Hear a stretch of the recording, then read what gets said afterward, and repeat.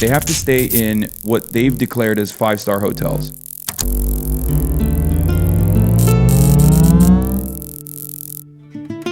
Yes, surely the best way to help the people of Cuba is to show up during a blackout, stay in luxury hotels, and have a concert while people die in dark hospitals. But at least you brought food and medicine to the government that starves its people, because yay, communism.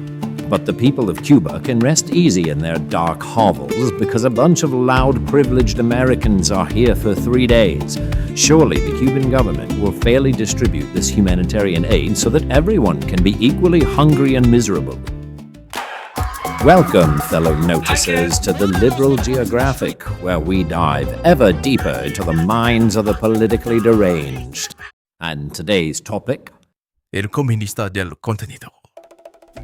The content communist is a common variety of the Libertatis Furtisignalis, often intersecting with that of the Ivory Tower Libertatis, like Bernie Sanders, who uses more approachable terms like democratic socialist. When I talk about democratic socialism, I'm not looking at Venezuela, I'm not looking at Cuba. Well, he certainly used to, but rim-jobbing dictators didn't seem to do well for him politically, so he stopped. Totally convinced that Castro was the worst guy in the world, that all the Cuban people were going to rise up in rebellion against Fidel Castro. They forgot that he educated the kids, gave them health care, totally transformed the society. You know, not to say that Fidel Castro or Cuba are perfect. Who could forget the education achievements of Fidel Castro's Cuba? And there certainly is no shortage of positive propaganda of their healthcare system, despite the fact that they prioritize elites and people who don't even live in the country over their own citizens. But if those are the positives, I suppose we can forgive the concentration camps for homosexuals, the jailing of opposition, summary executions, and threatening the United States with nuclear weapons in response to sanctions and embargoes that were placed on Cuba for siding with our enemies and all of that pesky human rights violation stuff.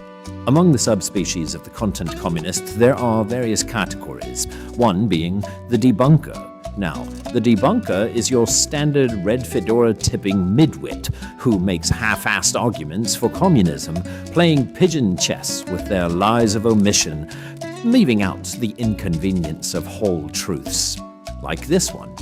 The USSR didn't experience the same problems of the US during the Great Depression, mainly because it didn't have private property or a stock exchange. Probably because Stalin was too busy starving the shit out of the people of Ukraine by stealing all of their farms, but okay. The USSR was able to go from having over 1 million unemployed people, plus hundreds of thousands in seasonal unemployment, and that's only the official figures, to practically none. Well, that solves that. Communism works because everyone has jobs now, except for the fact that this was achieved by making unemployment illegal. Oh, and that whole forcing millions of people into labor camps thing. But what's a little Holodomor here and there when you get to do back-breaking factory work for the purchasing power of 25 rubles to the dollar? And of course, there is the place where critical thinking and the free exchange of ideas goes to die.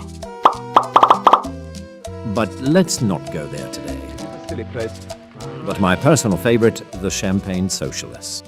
The most notable of these would be Hassan Piker, a near-perfect textbook example of a pseudo-intellectual Nepo baby who made his fortune on capitalism, yet ejaculates uncontrollably at the sight of communist doctrine. Really? Is that a Bible? No, that's the Little Red Book. The Little Red Book? The Little Red Book. It's the Red Bible. Context for those of you too employed for this shit.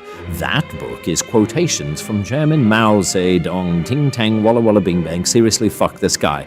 Mao oversaw the Cultural Revolution in China, which gave us some of communism's greatest hits, like cannibal banquets where they literally ate their political opponents, struggle sessions which included public humiliation rituals of their political enemies, often devolving into torture or even murder, book burnings, where they burned religious texts and other things that they found unpleasant, and the single deadliest man-made famine in recorded history because, God save us, we cannot have a utopia without starving millions of people.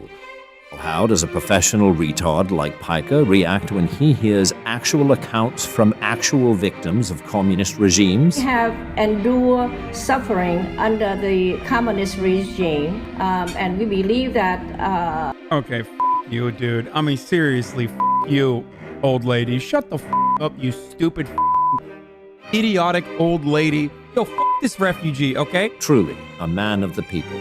when he's not belittling refugees or praising homicidally homophobic terrorists. What my favorite flag? Yeah, Hezbollah. Look it up. He's gallivanting in other countries, cosplaying a journalist. I am joining the flotilla, the aid mission to Cuba. Yes, the aid mission to Cuba. Let's forget that the second that flotilla touches the docks, everything in it belongs to the state, who is currently prioritizing resources to tourists like him while their people die in the dock. Get to the island and interview a bunch of people. I'm going to be doing my regular news coverage when I'm out. Of course, the man who can't even truthfully report why he stayed in a 5-star hotel is going to give you news For coverage. you, it doesn't matter. The State Department and the Treasury Department specifically, makes it illegal for American citizens to stay at whatever accommodations they want to stay in, with the exception of like 4 hotels.